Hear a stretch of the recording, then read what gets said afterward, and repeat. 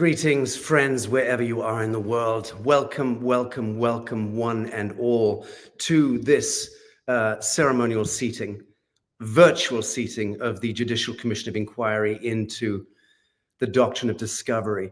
And this commission has been convened under the auspice of the World Hereditary Council and is received today into the care of the International Tribunal for Natural Justice. And we are welcoming onto the judicial bench Justice Christopher Cleverly from the United Kingdom, Justice Ben Zvenia from the United States, and His Grace Bishop Riah Assal from Jerusalem, alongside a distinguished panel of ITNJ and World Hereditary Council commissioners from across the world. And I do want to thank those commissioners who have stayed awake at an ungodly hour to be able to join us. I would like to begin today's seating by honoring the memory of two of our departed friends and colleagues, and that is Chief Justice Sir John Walsh of Branagh, who passed a few weeks ago, and of course, former Chief Counsel Robert David Steele, both of whom we remember with great affection and infinite gratitude. This is a people's tribunal, as those of you who have tracked the works of the ITNJ over years, 10 years now, in point of fact. We founded in 2015 in Westminster, London.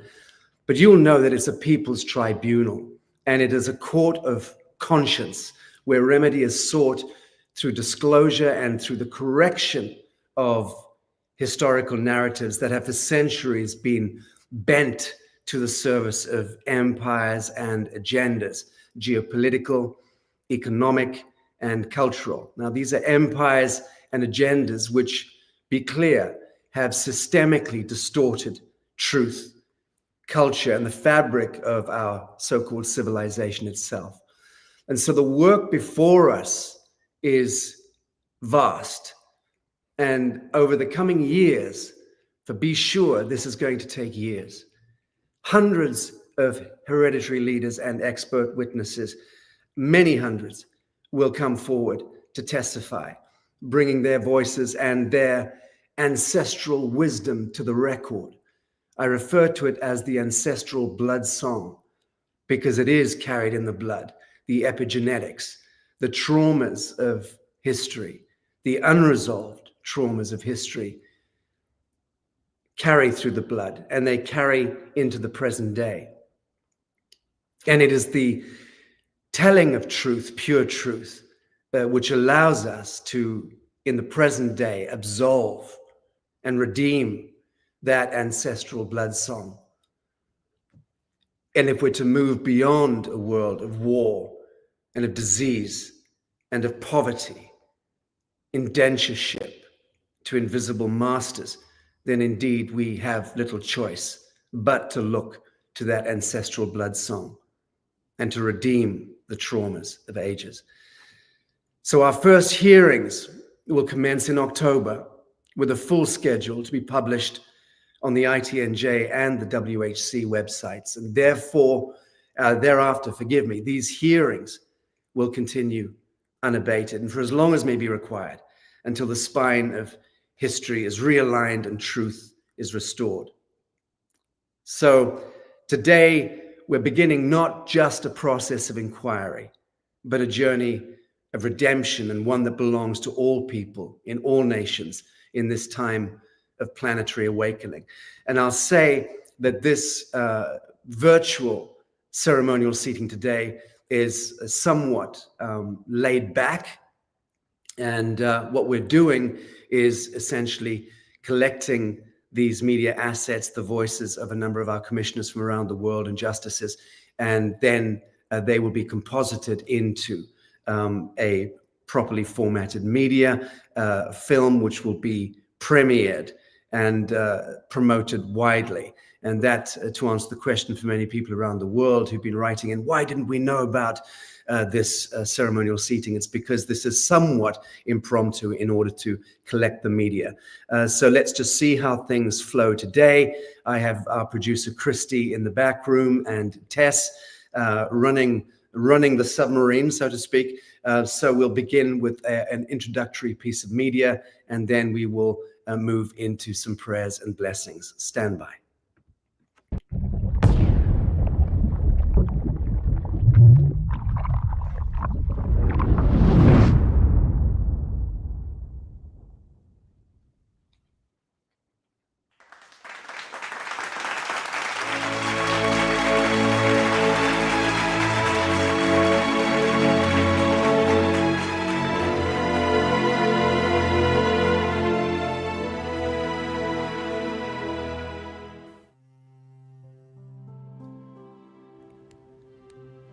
In the year 2015, on the 800th anniversary of the Magna Carta, the International Tribunal for Natural Justice was founded. Its mandate was simple, yet eternal, to stand as a beacon of truth and natural law in a world fallen into shadow. 3 years later, in Westminster, London, the tribunal convened its historic Judicial Commission of Inquiry into human trafficking and child sex abuse. The world looked on as the veil was torn away and humanity's deepest wounds were named. From that moment, a global reckoning had begun. The tribunal has since turned its gaze toward the greatest crimes against humanity, special hearings into financial corruption, and in 2019 in Indonesia, the Commission of Inquiry into the weaponization of the biosphere. Leading scientists, doctors, and researchers testified to the systemic poisoning of our air, our water, our food, and our soil through fluoride, glyphosate, geoengineering, and the silent frequencies of weaponized technology. Each testimony an indictment of a system that has betrayed the living. And now, in September of the year 2025, the ITNJ has accepted a commission from the World Hereditary Council. This, its greatest work of all, the Judicial Commission of Inquiry into the Doctrine of Discovery. In the months and years to come, the voices of hereditary leaders, elders, wisdom keepers, and truth bearers will rise. Hundreds will step forward, carrying the testimony of their ancestors, the record of 5 centuries of conquest, genocide, enslavement, and desecration.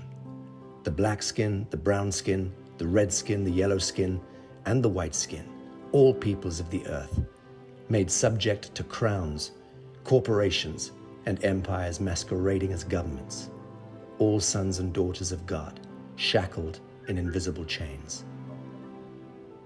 But this commission is not about wounds alone. It is about remedy. It is about redemption. We stand together to end the indentureship of corporatization, to break the chattel bonds of history, to restore the memory of our true heritage, and to claim the birthright of living men and women of the living soil. We call upon the world, all who walk in truth, all who serve natural justice, all who hold the flame of remembrance. Join us, bear witness. Help us bring remedy to the ancient wounds of our ancestors that cascade through blood and bone to this very hour. Here in the living present, we are called to step forward, to embody truth, to enact justice, to manifest redemption. This is the sacred hour. This is the great work. And together, as a living people of earth, we rise.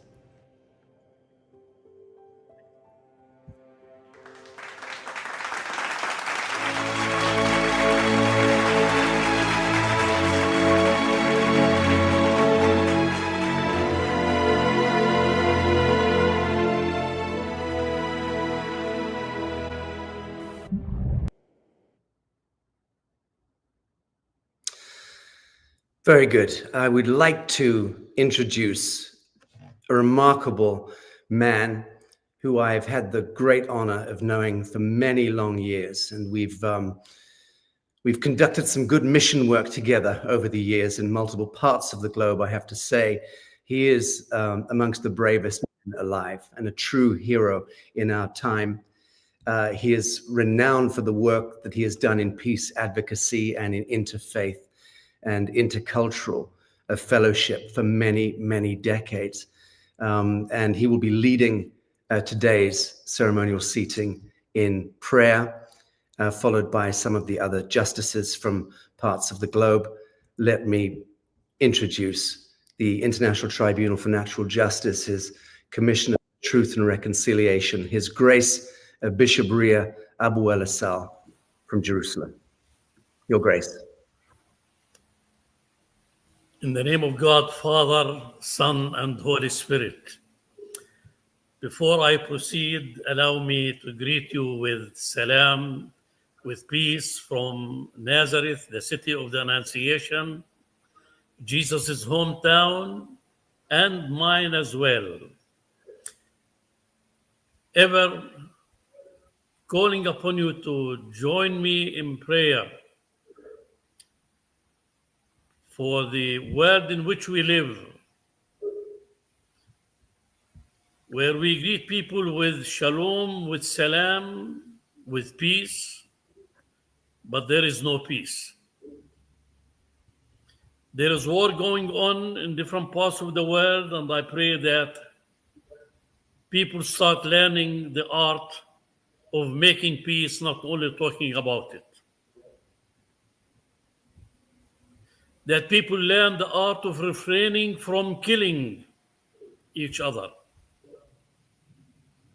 That tend to believe that the way forward is to join hands, to build bridges of understanding, bridges of mutual recognition of the nature and national rights of each and every human being in our different countries, in our world, in this universe. Join me as we pray. Lead kindly light amid the encircling gloom. Lead thou me on. Lead me and all joining, Heavenly Father, from death to life, from falsehood to truth, from despair to hope, from fear to trust, from hatred to love, and from war to peace. Let your peace fill our hearts, our homes, our communities, our countries, our world, our universe, for the sake of the one who made peace by the blood of his cross, Jesus Christ our Lord. Amen.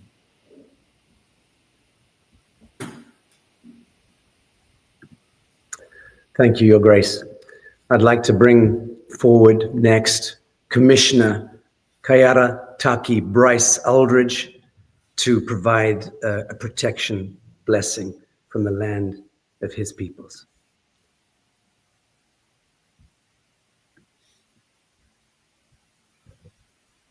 Commissioner Bryce. I'd like to begin, Bishop Riah, for the words he has given us to start our journey here today. Ka tū ki runga, ka tū ki raro, ka tū ki hia, ka tū ka puta i te whai ao ki te ao marama. Ka tihei wā mauri ora, tihei wā uri uri, tihei wā nako nako. Ka tau hā, ko te rangi e tū i honei. Ka tau hā, ko te papa e ake nei. Ka tau hā, ko te mātuku mai i raro tonga. Ko ia i ruruku, manoa au. Ko ia i ruruku, manoa i pau. Ko ia i ruruku, kia tina te moro i Hawaii. E pūpū anō hoki i te whaia anō hoki. E tāwera Tū ki te rangi, ka eke, pānuku, ka eke, pānuku, whano wharau, whano mai te toki, haumi e, hui e, tāiki e, kia ora tāwhi.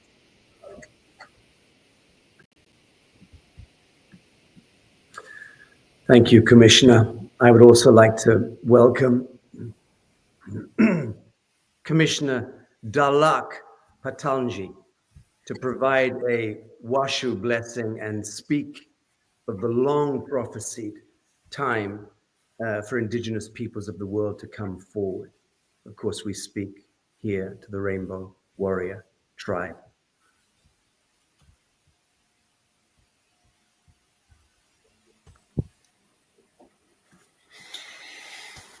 Oh, good morning. Dahlahk Pahtahlngee degan dialei washishu dotomosha. Baba ilel gu'u. Gasagak wangau. Hung lauti, tongue lauti, welmelti, pawalu. Ida ngawa huti wet memilet. Gasagak wangau. Pahtahlngee, taba, hatabi, sishu. Di milo sha, di suya sha. Di melu. Gasugak wangau, hung lauti, tongue lauti, welmelti, pawalu. The human being has survived the Holocaust. We now ask spirit of our ancestors to rise up from within us to give long overdue testimony to help our world restore justice, restore our inherent responsibility to the land, animal, air, water, plant, to each other, to ourselves. Blessings to returning to the heart, returning to the circle, our human family. Mangawi, mangawi, mangawi, dinga. Oh.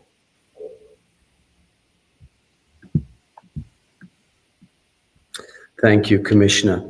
And finally, to close the prayer and blessing aspect of this ceremonial seating, I'd like to bring forward Commissioner Reverend Dr. Wai-Ching to provide an energetic invocation.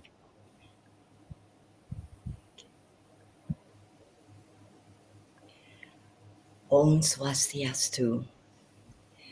Kami memohon petunjukmu untuk orang Assal di seluruh dunia. Yuan Dao, Xiang Dao. Divine presence which moves through us. Restore justice and balance for all peoples of the world. Ne ea kanishnukas dea. Me ina keo. Ma isinukas nadat snudea. Me ikinuka. Te inakrishta. Inshallah.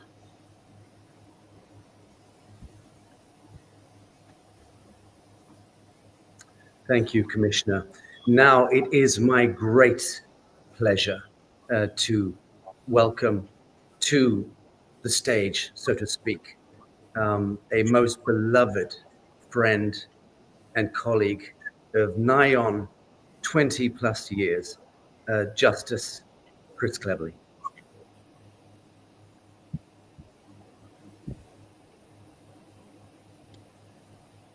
Hello, Sacha, can you hear me? We can just about hear you, Justice. Thank you for joining us. We understand that we're having various technical glitches from different parts of the world. His Majesty King Edmund Paki Silva in Hawaii is having difficulties, and so are others. But we'll get through it nonetheless. Very good to see you, Justice. Very good. Thank you so much as well for prayers that are reverberating, resonating, and spiraling from all parts of the globe. I also ask us all to hold space now to consider, the importance of what we're talking about. The hundreds of millions, the billions of victims that have suffered through the genocide the murder, the rape, the robbery that has held humanity back. And from stepping back into our sovereignty, into our sort of transcendent possibility and our beauty, our oneness and our union, because of the commodification of our being that this colonialism has created, not just in our beings, but in our cognition and in our minds. And it's this evil source that has emanated from this, which has created this criminal conspiracy, this conspiracy that I think we're now going to finally unravel. The conspiracy, of course, is the doctrine of discovery, which is essentially the reason why the International Tribunal of Natural Justice come together, is to look at things that other people have been afraid to see and to call out iniquity wherever we found it, to look at the things that others have refused or neglected to address. The ITNJ was constituted to ask the questions and drag into the light the subjects that legislatures, public bodies, governments, the mainstream media felt that was not necessarily worthy of discourse, or they felt was too fringe or too controversial. And we went to the core of what was wrong. We went to the core of why, and we're doing it today, the core of why human existence is so hellish, and we're so desperate, and we're so sad.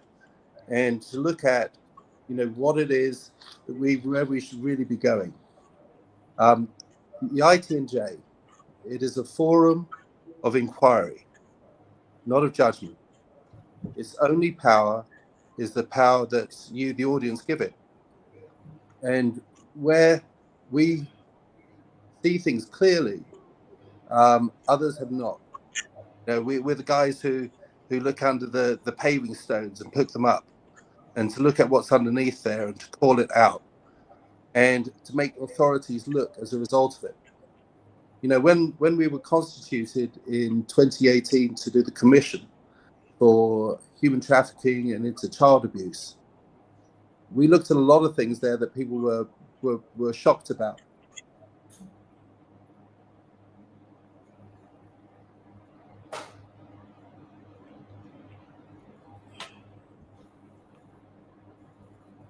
Okay, I'll come in here to the rescue. It looks like that line has momentarily ditched. We'll bring Justice Cleverly in back as soon as we see him pop back into the studio.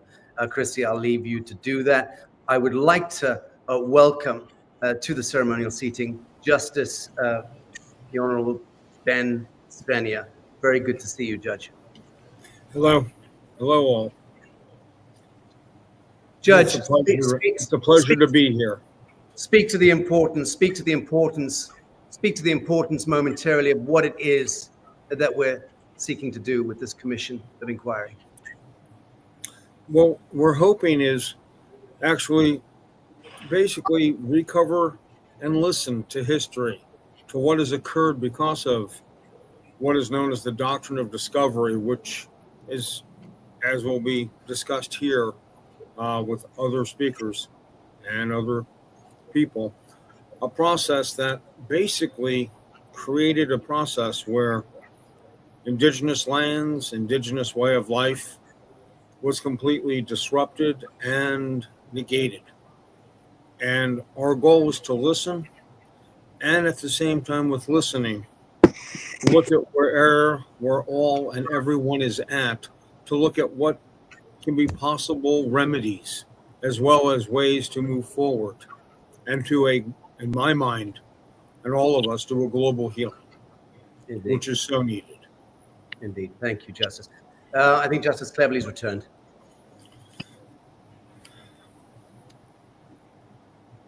Thank you, Justice Ben. That was great. Sorry about the interruption there. We were just going through there the importance of the things that the International Tribunal of Natural Justice has done, and the journey that we're now on in completing that. In 2018, we put together the Tribunal for Sex Trafficking and for Child Abuse, and it was just came out just 3 or 4 months before the Epstein scandal blew up, and a year before he was arrested. Again, in 2019, we did the International Tribunal of Natural Justice, and it was about the biosphere, with an emphasis on vaccines, viruses, and on bioweapons. 4 or 5 months later, we were suddenly covering the COVID-19 issue, and all the things that we talked about and warned about were suddenly in front of us.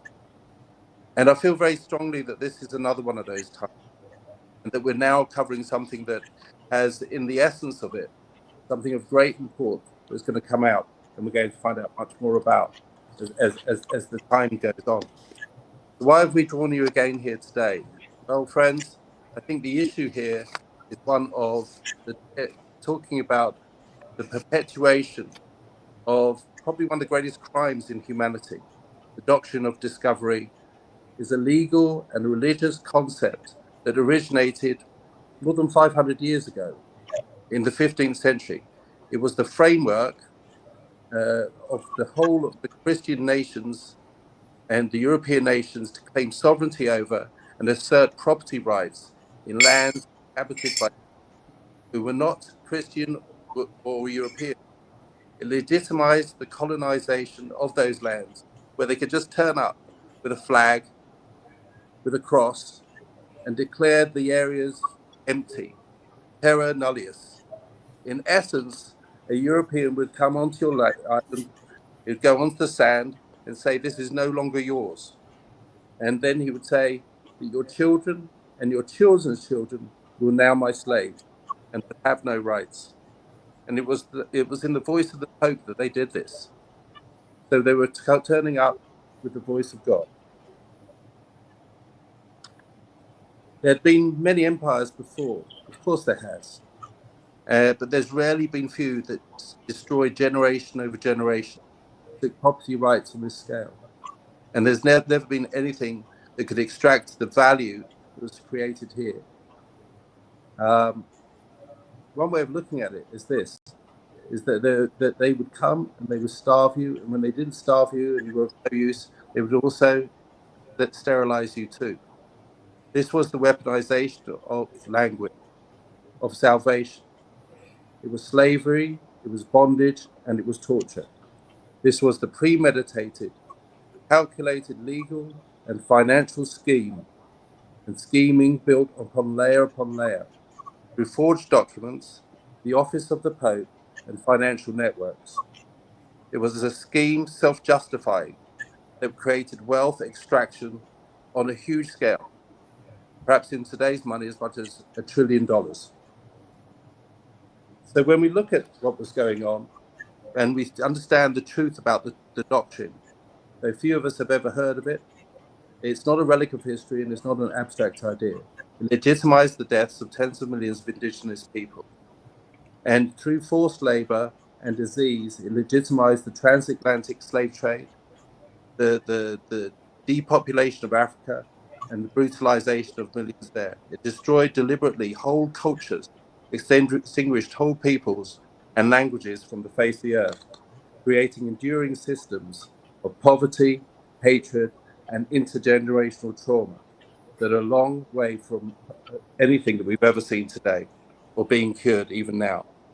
It legitimized also the forced migration of millions of Europeans who were falsely incarcerated or had religious beliefs persecuted, or were starved, forced from their own countries to go to another country where they would work themselves for no benefit, but for the benefit of elites.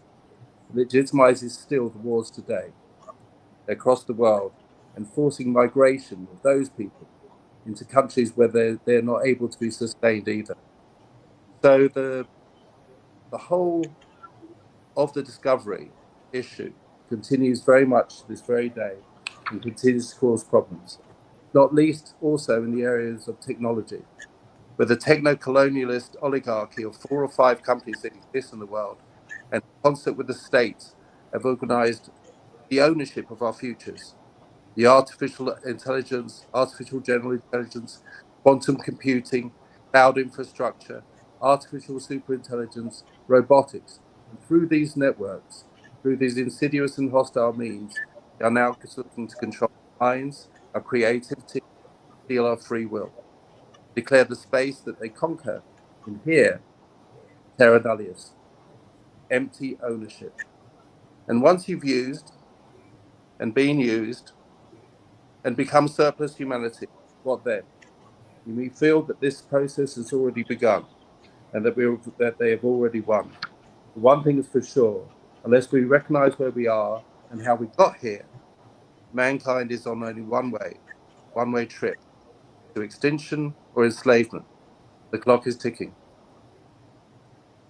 So whether you are of the perceived colonizers or the colonized, or like many of us from both camps, I'd like to show you now a photo of my great-grandfather. I don't know if that can come up. So this is my great-grandfather, a British soldier many thousands of miles from home, in a land he'd never heard of, fighting a people who had never done him any harm, for an elite that he never met. There he is taking a stroll on the parapet of Peshawar during the Third Afghan and Anglo War. And in contrast that to the second photo. The second photo, the guy in the middle, that's my great-grandfather on my mother's side, son of the last king of the Koya, Bai Kompa, next to a grinning English entrepreneur who'd come to West Africa to extract iron ore, ancestral land that he had, following our defeat in a war which ended in 1898 after a 600-year dynasty. So how did we get here? The roots of the global conspiracy are found in Rome, growing from the inception of its power grab to become the preeminent force in Christianity, first institutionalizing the word of Christ and then weaponizing it. The conspiracy relates to the multi-generational institutional capture of the papacy in order to facilitate willfully the annulment of the inherent sovereignty of countless autonomous nations and peoples, the incitement of racial and religious domination, the consequential cause of an enslavement, genocide, and extermination of many millions, the abuse of ecclesiastical power leading to the debasement and perversion of even the holy word of God himself. In recognition of this being, this inquiry is an inquiry, it's not a trial. We are not here to prosecute or persecute. We're only here to interrogate. And I'll now try and provide a timeline, a chronology of events. This is only to assist you, and if you may come up with your own list of things that are important to you, you can make on those. But the Justice, forgive me for interrupting. Professor Robert Miller is with us, and he is on a clock. So we should bring him in sooner rather than later, and then once he's had to go, we can continue. Would that suit you okay? Actually, this is about the perfect time. What I'm going to go on to now, if the professor could come on to, is how we actually get here.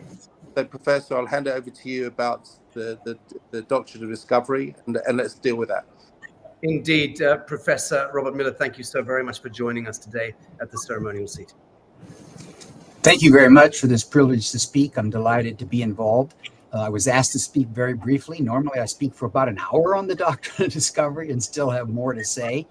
But if we could just show a slide or two that I had, please. We'll talk. What I have written about is Johnson v. McIntosh, one of the most important cases in this arena. It is the case.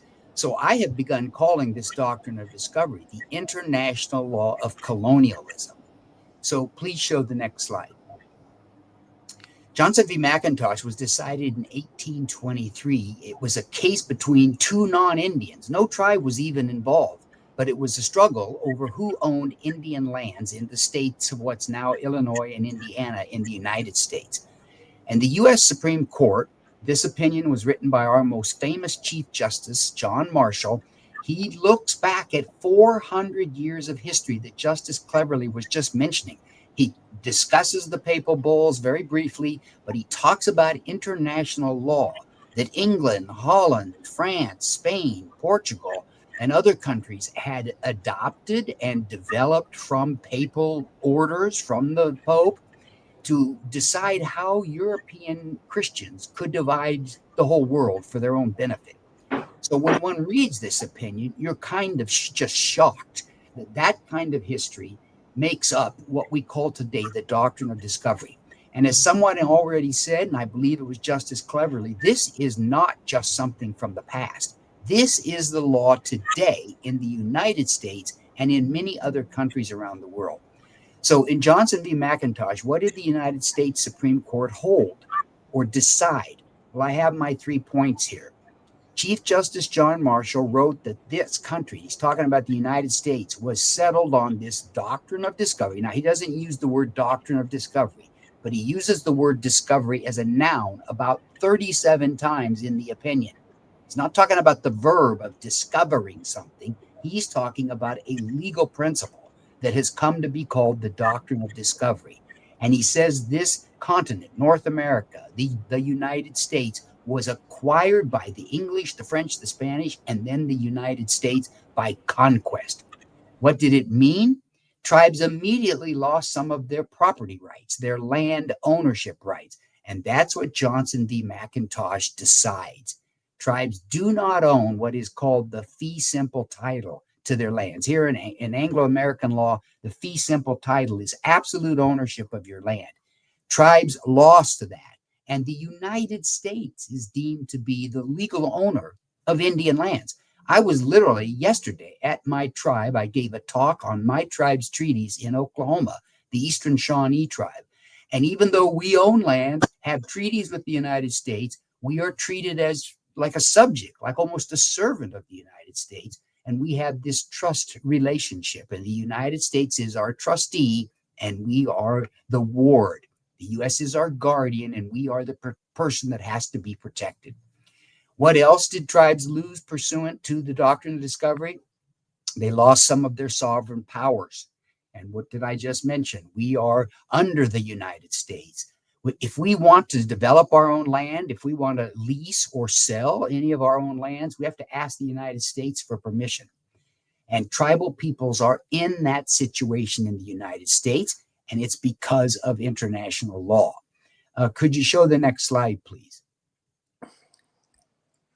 To tie in with what Justice Cleverly was talking about, I just want you all to see this map and this line of demarcation. If you study world history, you will see discussion of Pope Alexander VI drawing a line through the Atlantic in 1493 when Columbus discovered lands and, as Justice Cleverly said, walked ashore with his flag and his cross and claimed the lands for Spain.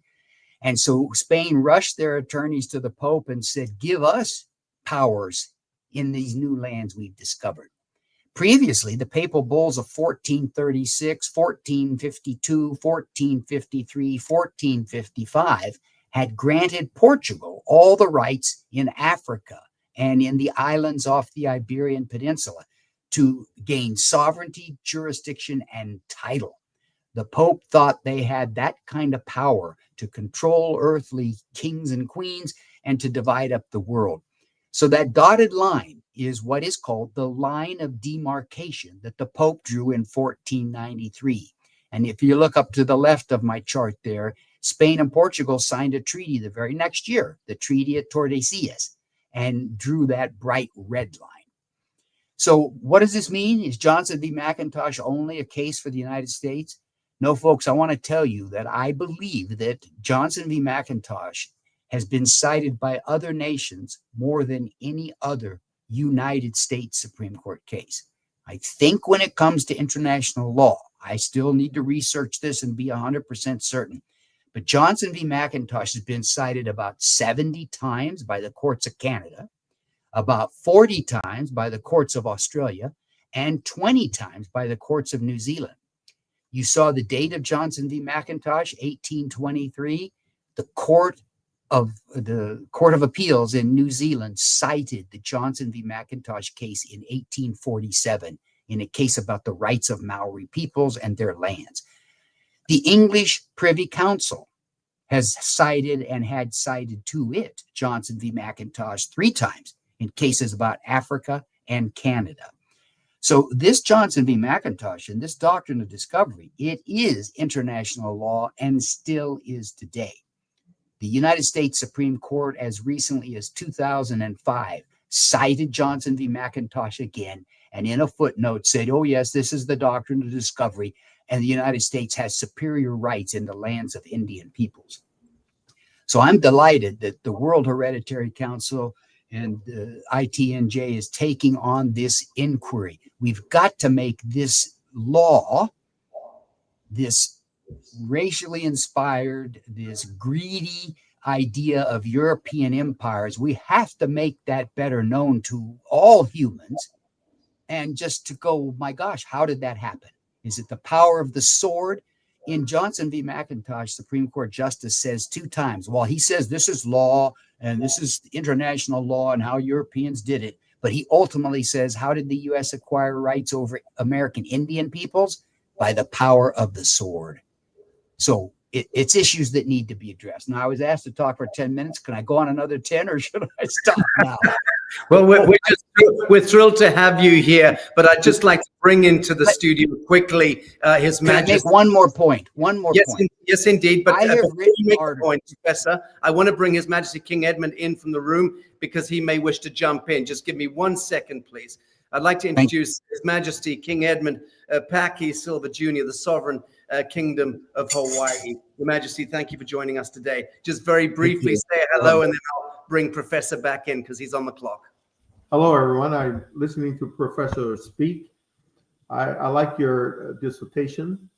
And one thing that I would like to say quickly, when you mentioned international law, keep in mind that what happened was that the people we're talking about joined what is called nation within a nation.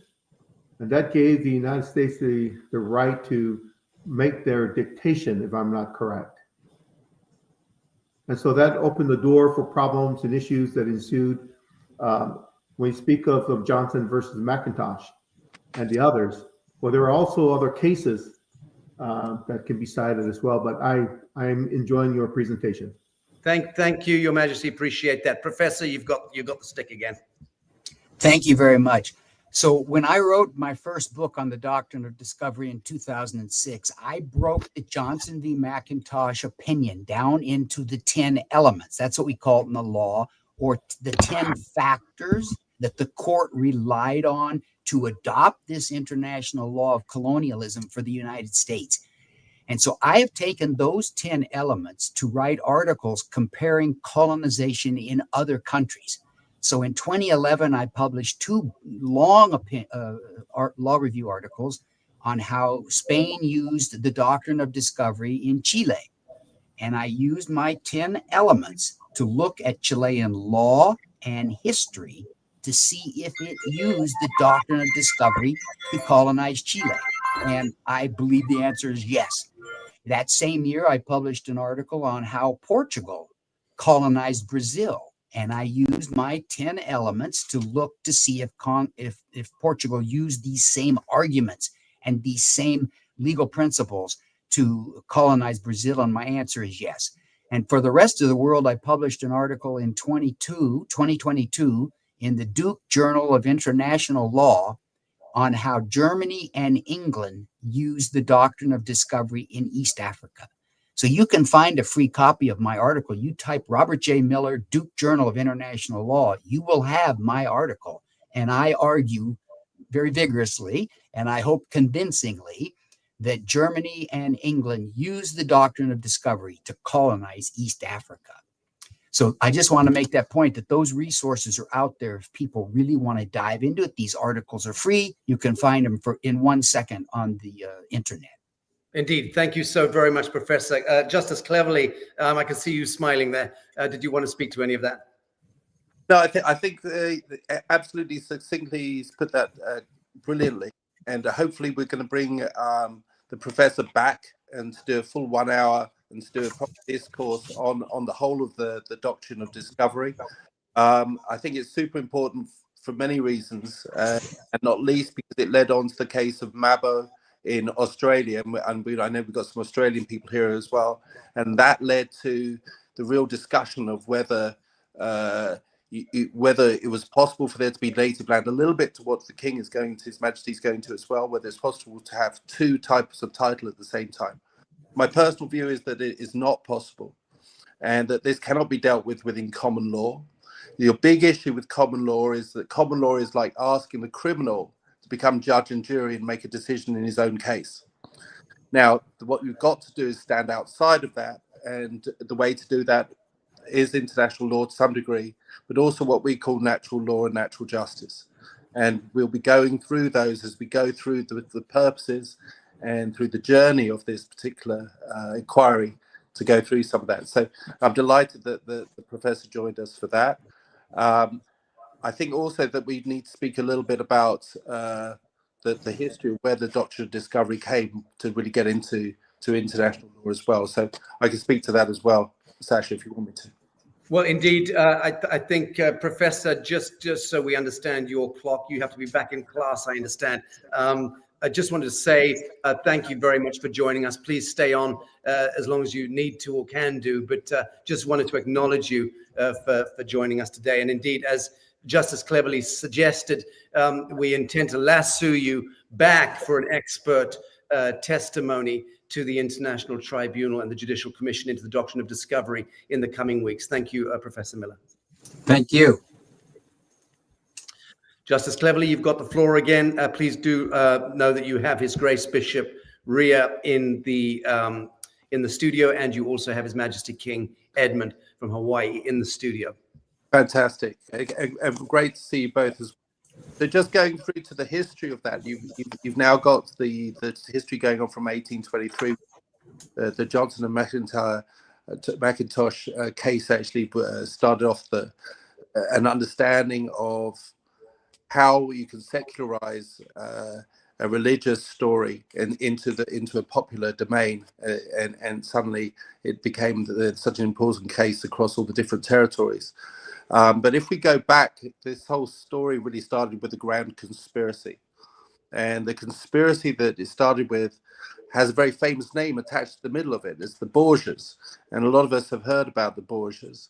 But we don't really know the tale of how they got there and what happened. The story is one of institutional capture. And the institution that was captured was the papacy. And the papacy was captured from its very early days, from the year probably around about the Common Era 385.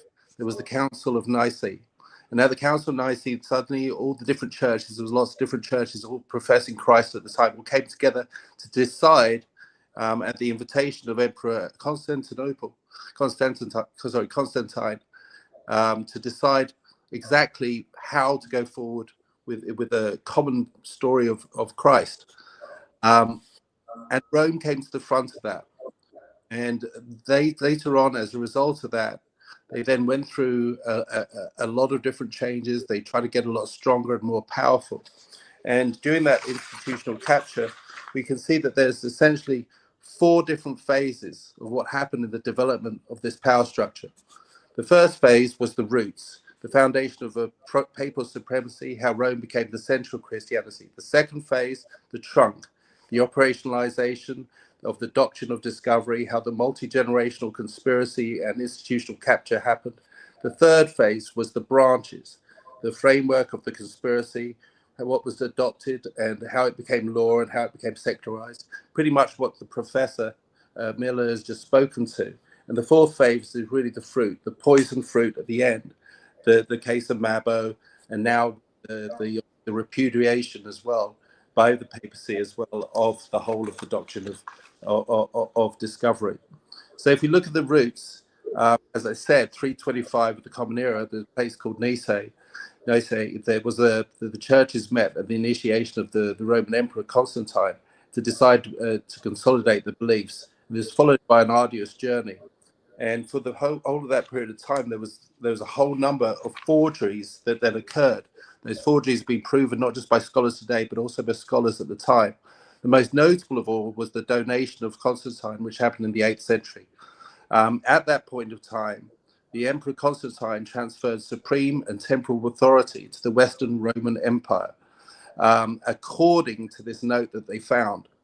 But in 1440, a gentleman by the name of Lorenzo Valla proved that this language, the context, the historical claims within it were anachronistic and deliberately a fabrication. And they didn't really justify all the things that they were basing it on, which basically said that the Pope himself was supreme and everyone else had to follow him. Justifying that papal control subsequently meant that, that he no longer had any real control. And so the Pope was very frightened at the time. And this gentleman, Lorenzo Valla, went and hid at the court of Aragon. And what's interesting about the court of Aragon was that it employed a very important diplomat by the name of Alfonso Borgia. Alfonso Borgia then went off to Rome and became a cardinal. And then he became the Pope. But before he became a cardinal, he was the cardinal of a gentleman by the name of Pope Nicholas. And Pope Nicholas was the who came up with the doctrine of discovery.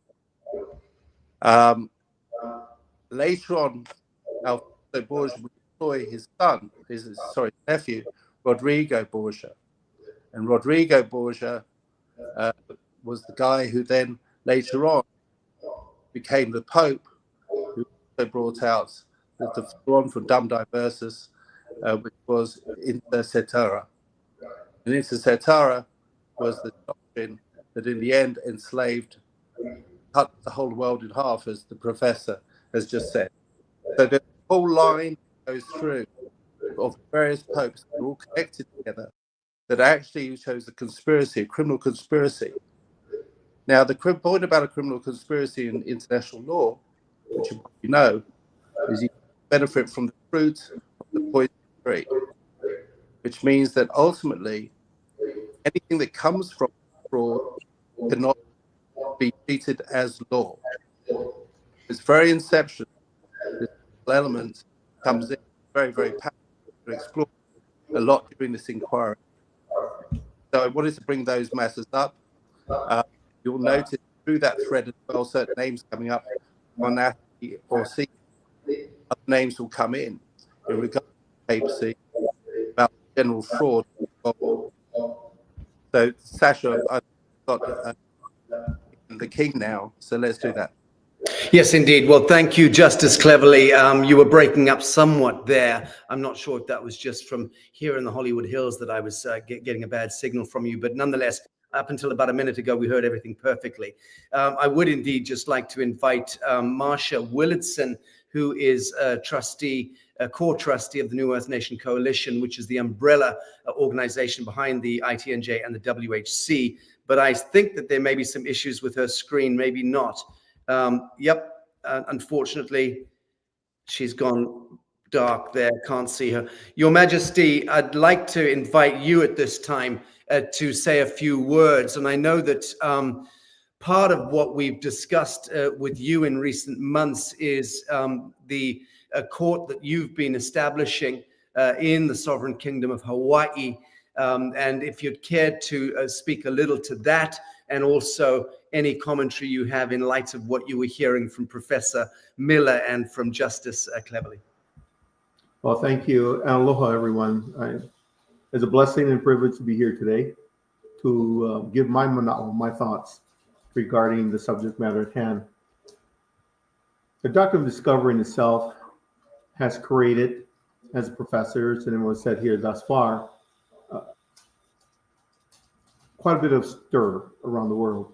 It gave Europeans the absolute right to do whatever they wanted to all the indigenous nations. We know all of that. They, in fact, went overboard, and they did horrendous crimes against humanity, against all indigenous nations. And these crimes are well documented. And when Chief Marshall brought in his thoughts, that says that we don't have the lands, and only occupancy is what he granted us, was occupancy and not ownership, because we had no title. Well, if you go back in law, if you have a title, some paper that says you own the land, these people would honor a piece of paper over those indigenous nations that was already there. So because the law wasn't specific at that time, they said, well, we created this document and therefore we're going to possess those lands and dispossess the original peoples of that land. Is that right? The answer is no. So they utilize various laws and various techniques to justify the theft of these lands. Our host, Sacha Stone, mentioned that I have created, and we are created, the first ever Indigenous International World Court. And that is taking quite a bit of energy all over the world. And in our court, we'll be listening to all the cases. We'll be addressing why John Marshall felt that enacting the doctrine of discovery as a legal tender, if you will, to justify the taking of the lands, what prompted him to do so.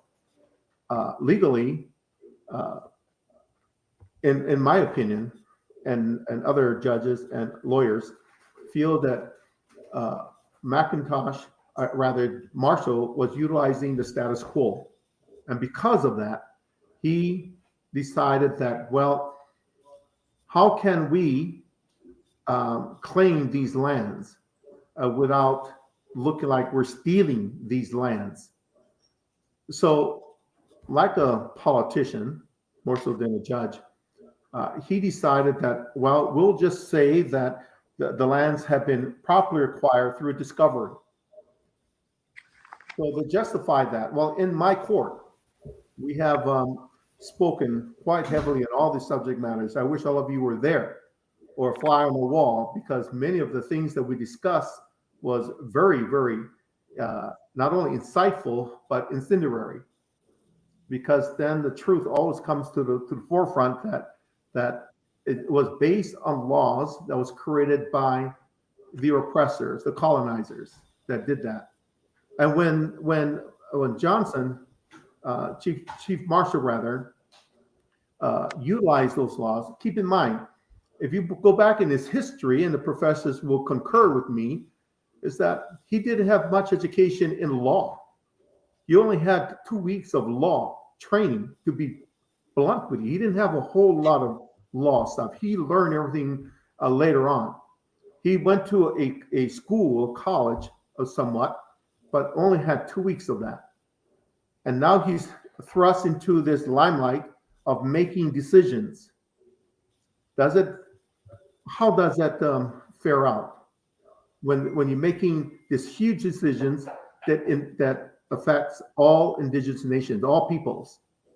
So I need to go back in a little bit, because most of all of you don't know who I really am. I'm the hereditary heir of the Kingdom of Hawaii. My cousin was Liliuokalani. She was the last monarch. She abdicated the throne simply because she didn't want her people to be killed, because they were threatened to be killed. The usurpers held her most trusted advisors into captivity, held them in a jail-like setting, and forced the queen to abdicate the throne. So she did so that these human beings, her most stoic supporters, would not be killed. And so you look back at the Kingdom of Hawaii as a whole, and you say to yourself, well, as one of the individuals said, well, when you steal something or take something, that can be reversed. Oftentimes in today's world, and any criminal does something, it can be reversed. But to reverse back history and to go back to where the kingdom was is where I stand. And because I am the hereditary heir, I have the absolute right to challenge the ownership of my country, my nation, period, with the United States. So now going back from there, moving forward, in our court system, we'll certainly be listening to the plaintiffs and all the complaints. The court will have proper judges that will properly give their opinion after hearing the case. We have court recorders. It's a court. It's an Indigenous International Court where all Indigenous nations can finally say, I have a home I can come to where my case can truly be heard. And in being heard, they know that they now have a support team of people that truly love and believe in the law. And the law that we're creating, or the rule of law, if you will, is based on biblical principles. It's based on commandments of God. It's based on who we are, the people. We are the stewards of these lands. And that's what we're moving towards, is reclaiming those lands. And in my discussions with many indigenous nations, I've said we can go back and forth with atrocities of the Doctrine of Discovery. Me personally, as king, much rather, I look at forgiving these poets back in the 14th to 15th century and what they've done. Look at what Spain has done, Portugal, England, Netherlands. What the United States has done is to forgive, so that we can move forward. We can reclaim the lands in a way that is just, and to move it in a way that the energy will come forward. And I have spoken on the possibilities of bringing all indigenous nations to the Kingdom of Hawaii, where the Kingdom of Hawaii and all indigenous nations will work as one. We'll work together to rectify the problems, and to doing so, a plan is already in process. Our court system is in process. Our medical facility is in process. Our peace center of Hui Maluhia is in process. So rather than fighting all these stuff that we know is already there, come together. I have a solution. You might have a solution. Come together. Bring the solution together so that we can be the tsunami of change, the tsunami of humility, of love, the spirit of aloha. Come forward and move forward and create this tsunami that no one can stop, not even a nuclear missile. Because love, the understanding of forgiveness, healing, reconciliation, all that stuff is what we are all about as indigenous people. We love the land. We live in harmony with nature, the natural world, with each other, and with God. Thank you. Thank you, Your Majesty, very much indeed for those words. Justice Zvenia and Justice Cleverly, if either of you wish to make a brief, I emphasize, a brief comment to anything that His Majesty just spoke to, please, this is the moment. Yeah, I really loved what was said there. I think that's the most important thing, is really not the doctrine of discovery, but the doctrine of recovery. Yes. Is where we go next. Yes. My son came in earlier. He was trying to fix the screen for me. Obviously, he didn't do a great job, but I love him. But he said something very, very important to me. And he said to me that, Dad, it's all about stewardship. And sometimes we get confused with ownership. And ownership isn't everything. Stewardship is so much more important. And what you've said there, Your Majesty, is that you're a great steward. And that's where we've all got to start with this process and then work backwards. There was a lot done wrong. There's a lot that could be argued in court. But there's a lot that now could be done right. Very good. Thank you, Justice. I would like now to bring forward the steward of the ITNJ over the last few years, since the last commission seating in Indonesia a few years ago, and that is Don Anderson. And Don is going to present the terms of reference. That's going to take a couple of minutes because he's going to gallop through that, and then we're going to bring on our registrar, Leith Masters, who is going to read the commissioner's oath, and we're going to invite then the various commissioners who are attending here from around the world to affirm that oath. So please stand by. Don Anderson. Why can I not see Don in the stage? Now I can. Don Anderson, welcome and thank you for joining us. Thank you, Sacha. Thank you. Am I coming through clearly? You are. You are. Thank you. And it's a great honor to see you all here. And this is the culmination of many years of preparation.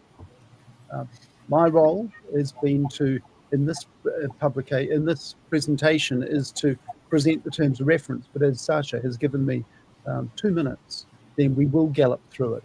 Essentially, you can find the terms of reference on the website at commission.itnj.org, and that will take you to the Commission homepage. And at the bottom of that page, you will see the terms of reference laid out, and you can download and read your own copy of the terms of reference.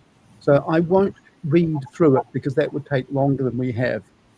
But simply to put it in context, that we have this document that sets out the framework for this commission going forward. It is in 3 parts. There's the preamble, which sets out the history very briefly, and we've heard that history, so I shan't read it. Can we bring the terms of reference up on the screen, perhaps?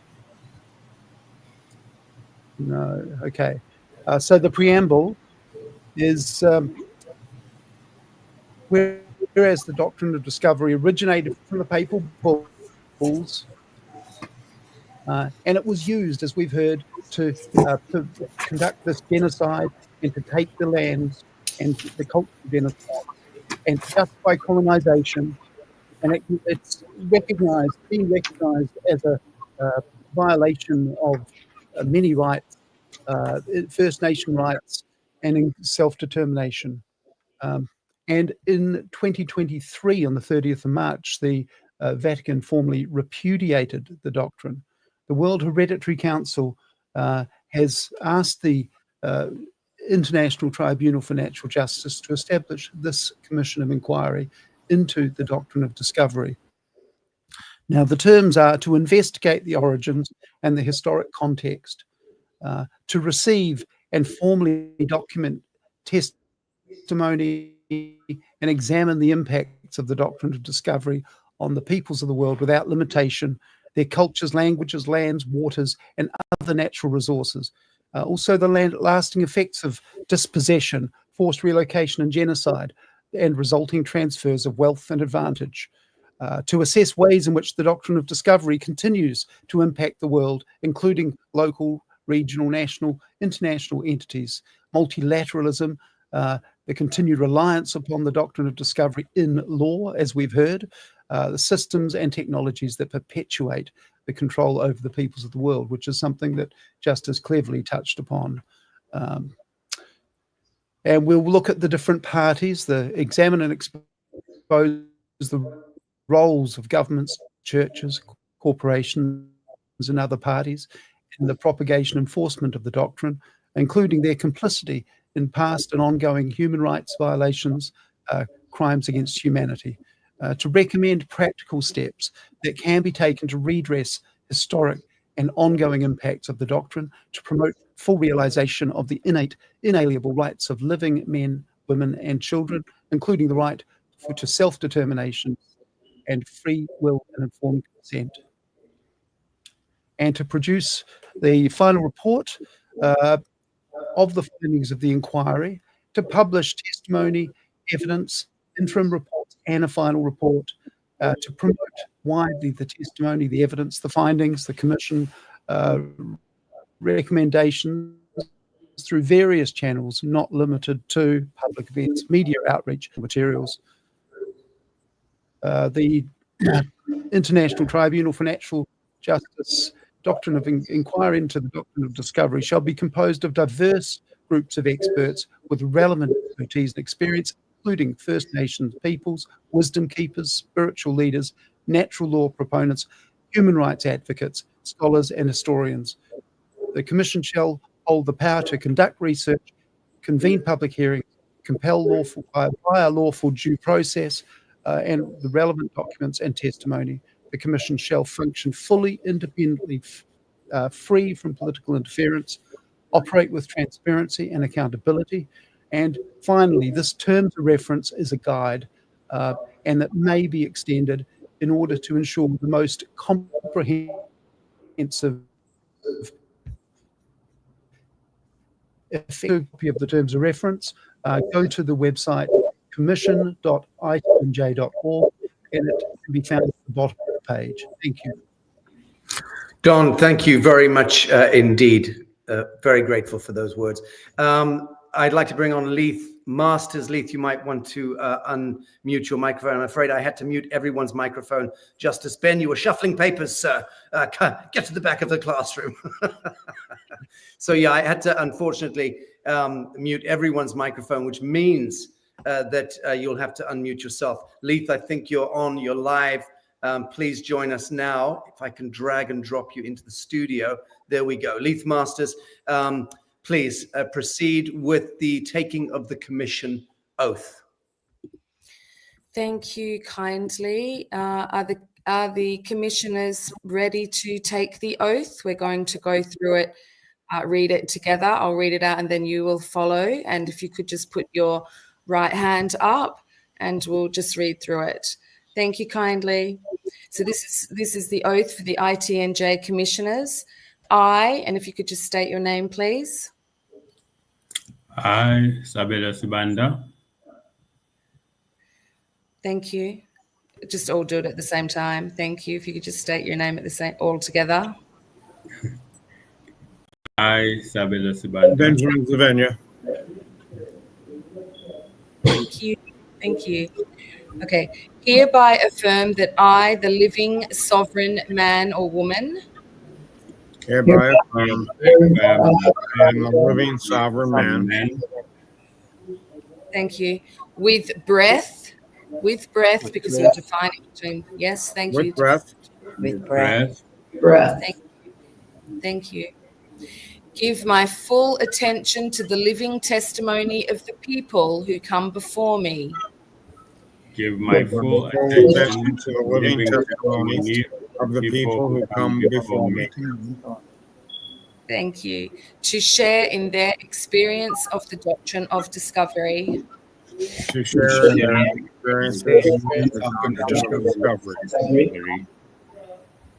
Thank you kindly. I offer eyes to see and ears to hear. I offer eyes to see and ears to hear. Thank you.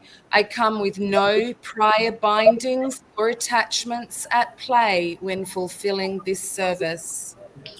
I come with no prior bindings or attachments at play when fulfilling this service. Thank you kindly. I offer a loving and compassionate heart and will hear the languages of the testimony. I offer a loving and compassionate heart and will hear the languages of the testimony. Thank you. Be they words or emotions or other. Be they words or emotions or other. And seek to provide authentic and appropriate consideration. And seek to provide authentic and appropriate consideration. Thank you. Of the matters disclosed with a view to suggesting remedy and accountability. Of the matters disclosed with a view to suggesting remedy and accountability. Thank you kindly. In greatest respect of the highest truth. In greatest respect of the highest truth. All inherent rights reserved at all times.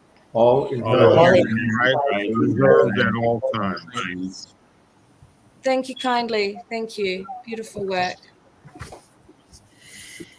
Lee, thank you so very much for that. Commissioners, thank you very much indeed for that. I'd like to now give the floor to each of the commissioners for a couple of minutes each to hear from these noble souls. I'm very grateful that a long-standing commissioner of ours, the great Dr. Sandra Rose Michael, is on tour somewhere in Europe and joining us from her location. Commissioner Dr. Sandra Rose Michael, thank you for joining us. Please, you have the floor for a couple of minutes. Okay.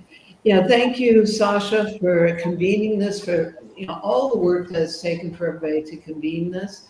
We've held the position for this opportunity for the redress and to address all the issues. Of course, Hawaii is especially dear to my heart. So, and of course, this is calling forth the principles of Ohana and Aloha and Ho'oponopono.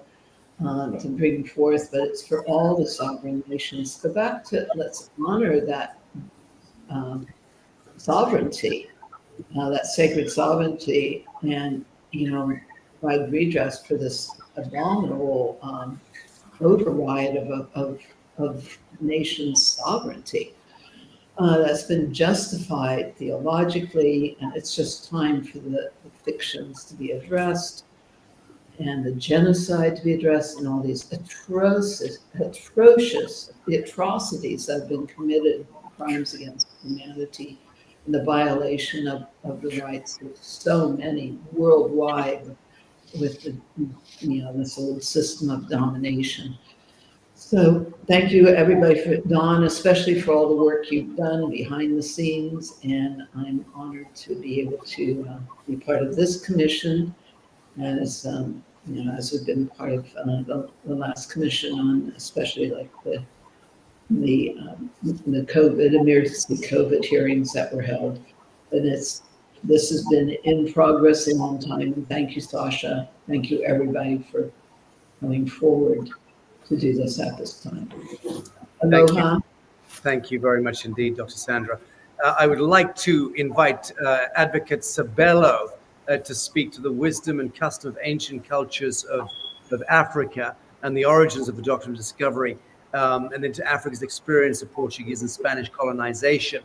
It's a lot of subject to cover in only 2 or 3 minutes, Advocate Sabelo. we're very grateful that you've joined us today. I have to say, as you know, I've been to Africa, I think 3, 4 times or 5 times in the last year, and wherever I've been, your name kept coming up, and I'm thrilled that you joined this Board of Commissioners. Please, can everyone mute their microphones if they're going to make noises on their desks? Please, thank you. Advocate Sabelo. Sacha, thank you so much. It's an honor. It's a pleasure to be here. Dumelang Sanbona, Kwaba, Magadi, Sabelo Sibanda, Uvodloza umhlathonga hlulwa thambo, uMaqhoba ubhodla amadoda athithibale, ozalwa nguSwanda, uSwanda ozalwa ngumbuso, umbuso ozalwa ngumbayiwa, umbayiwa ezalwa nguNtsebane, uNtsebane ezalwa ngumahungwa, ophuma ezintabeni zaseLesotho, Kitautuna.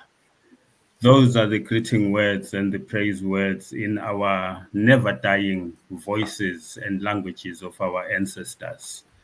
It is an honor to be in this space, Sacha, to be invited to be a commissioner.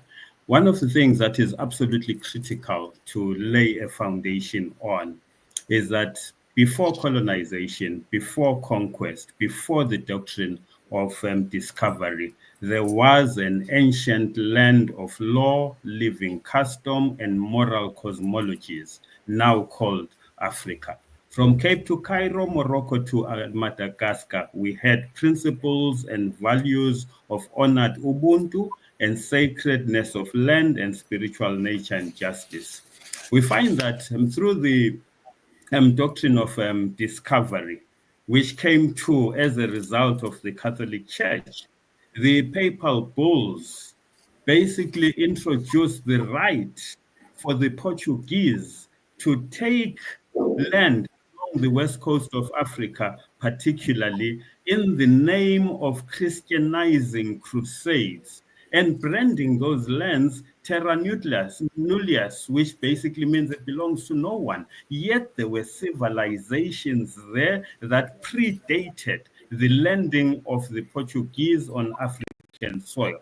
Under this particular doctrine, the Spanish also took onto that and started colonizing everyone and everywhere, and basically taking the view that for as long as there was no Christianity as they recognized Christianity at the time, it was land that they could take to themselves and basically take ownership of. Whereas we, from the perspective and view of our ancestors, never took land to be something that can be owned by an individual. It belonged to the ancestors. It belonged to the living. It belongs to those who are yet to be born.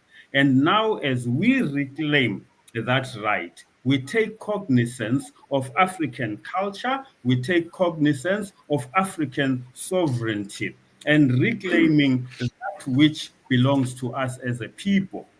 But then again, when we look at the present, we are also cognizant of the doctrine of uti possidetis juris, where at the time that African countries were gaining independence, basically decided that the unlawful boundaries which had been legalized by a foreign system and therefore creating borders would be maintained. So we have a continuation of the doctrine of discovery in a situation where instead we should be talking to our freedom and independence. Hence the necessity to talk to the doctrine of recovery, where we are saying we need to recover and reclaim the sovereignty of our lands, the sovereignty of our being, the sovereignty of our spirituality, and know that as we go forward, we are honoring the dead by restoring the living, by restoring the rights of the living. Let us reaffirm as we go forward that Africa was never terra nullius and that her children will no longer be strangers on their own land. Ngiyabonga. Thank you. Kialebuk. Murena Alibulek. Thank you so much. Beautifully stated, Advocate Sabelo. Thank you so very much for your words. I would like to bring Judge Ben Zvenia in to speak momentarily on Indigenous law and custom. And Justice, some words about justice as a tribal judge to those commercial clerks of the court like Justice Chris Cleverly here. I'm joking, but we all understand the Western gestalt and so-called remedy and justice has become a commercial, a circus over the years, profiteering and racketeering run amok. That is the great desecration of natural law, natural justice taking place in tens of thousands of courtrooms in the Western world right now. Speak to us, Justice Zvenia, about tribal justice, if you will. Sure. With respect to the tribal courts, with all due respect, a lot of the models have followed most of the similar courts going back to how tribes reorganized, did their constitution and bylaws, and pretty much, as we say, assimilated what's going on.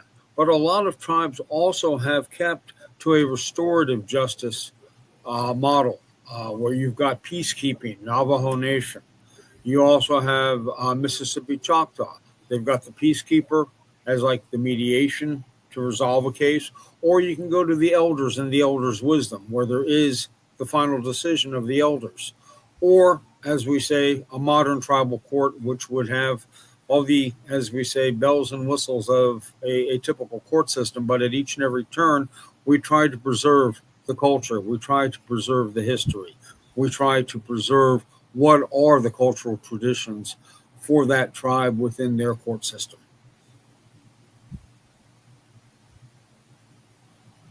And I can't do any better than what Professor Miller and Justice Cleverly have already said, so other than echoing on that. But it's more for a restorative type justice. Indeed, indeed. I mean, they did steal that. They stole the thunder from all of us earlier. But, all good. Thank you for your words, Justice.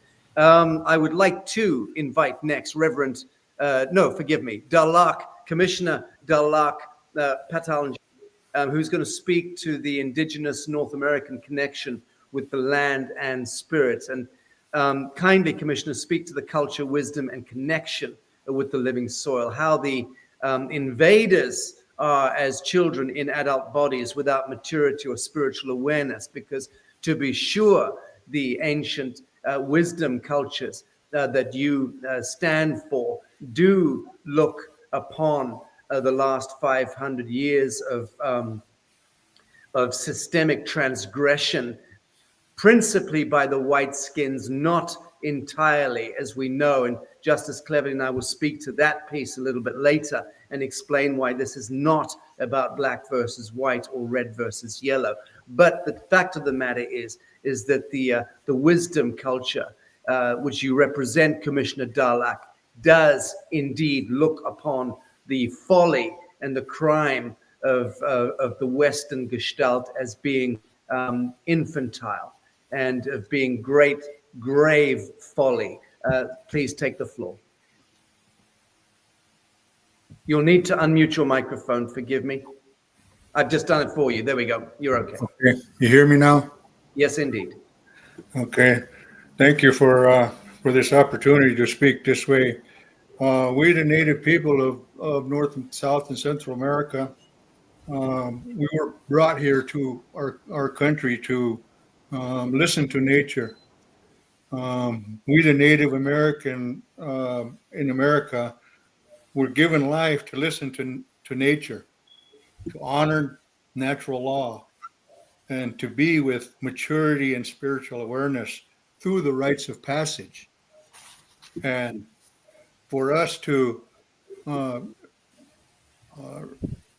understand my situation here and where I'm from, we've only been in contact for 200 years. So the doctrine of discovery, that ideal of someone taking someone else's land, just invaded us. We never had a choice. It was the Bible or the sword. And for us, being spiritual has nothing to do with the mind. It's the heart who thinks, hears, and feels and remembers. We listen to the animals, the plants, air, and water, and the earth. Here we are in the future times of our oral identities to do our part in the restoration of our heart through culture and our cultural identity. And through this World Hereditary Council commissioners, a team of beings being human with a heart and soul, listening, hearing, understanding the testimony from survivors and world elders, is to bring forth a remedy, a solution, resolve to our state of being, to the conditions we've had to endure. This is where the WHC can now help in the word salad of the real flesh and blood human being to be the superior jurisdiction identity. This is what we were born for on our land, is to listen to nature, to listen to the messages, and to bring it back to the family. Our nations around the world, may the heartbeat of the ancient villages rise up and give your testimony.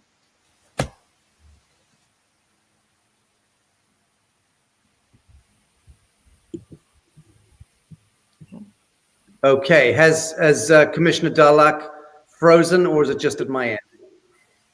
It's frozen. I need some assistance. Christy, can you speak to me?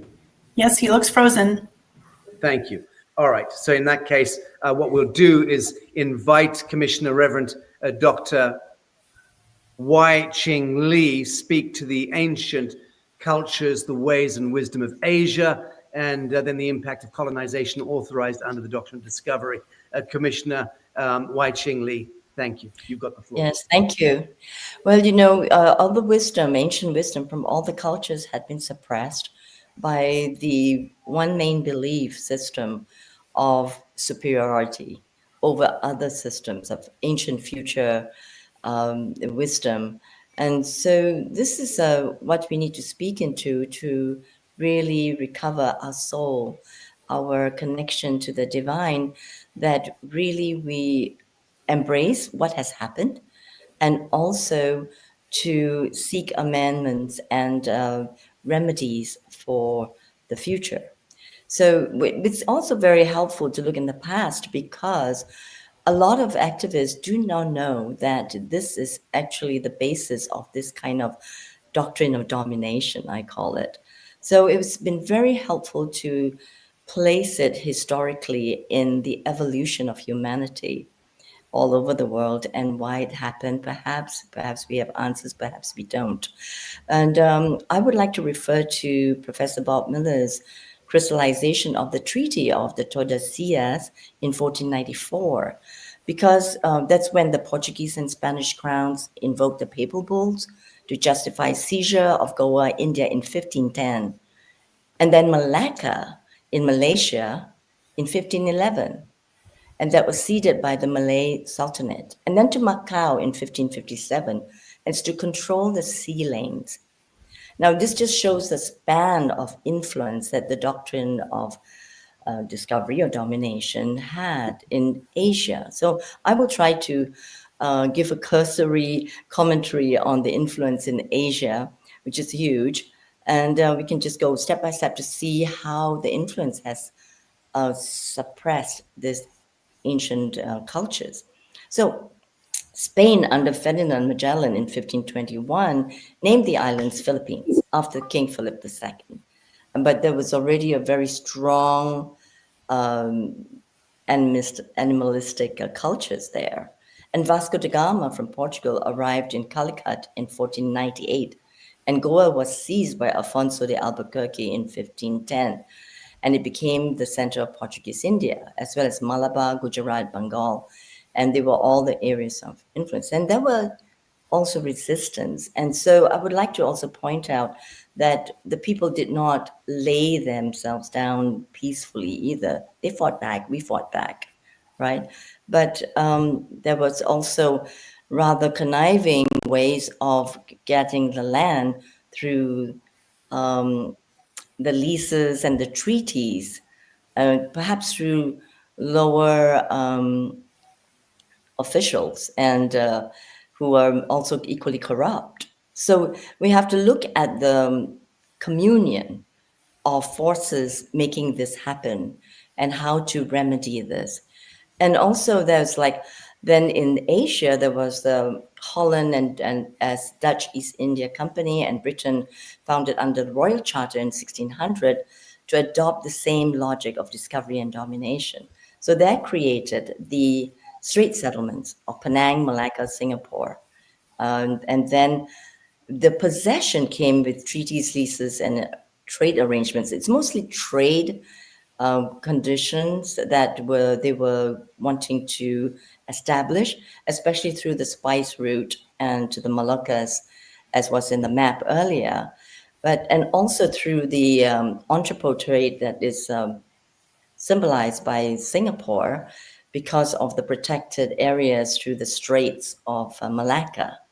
And so the ships would come and be themselves berthed in Singapore and then to move on. And it was mainly trade. But the kingdoms of Johor, Aceh, the Sultanate of Sulu were coerced to submit through forced diplomacy. And Indonesia was targeted especially by the East India Company.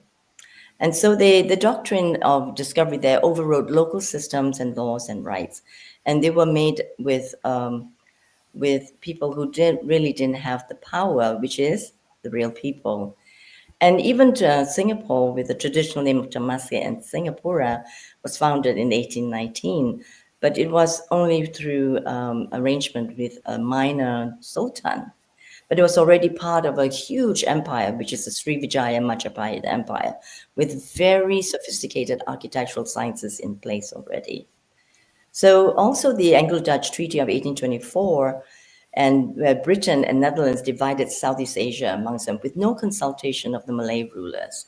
The Johor Sultanate sovereignty over these regions were totally ignored.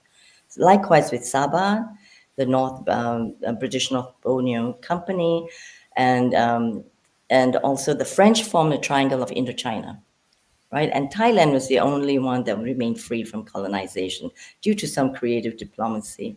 Now, East Asia, China too, during the Qing period, and Tokugawa, Japan, and Korea limited European penetration. But the doctrine underpinned later imperialist pressures, such as the First and Second Opium Wars. Now, Singapore, Hong Kong, and Macau became crown colonies, which led the formation of the Commonwealth countries also around the world. Again, trade is resource extraction of all the resources of the land, like tin, rubber, palm oil, spices, were the primary motive in Asia, but it was suffused with violent conquest and economic coercion and domination. So present-time Asia is the fusion of European influence made acceptable by Asian grace and wisdom, as you wanted me to highlight. But so we wanted to also say that in seeking amendments, atonement, and solutions, we have become more aware of the historical context of patterns of trade, commerce in Asia, and how Asia is shaped by forces yet to be revealed and remedied in our ancient future. And we bring forth the wisdom and the composure and the centeredness, hopefully, of Asian people with the grace to intertwine the influences from a more historical and compassionate context to reclaim our sovereignty.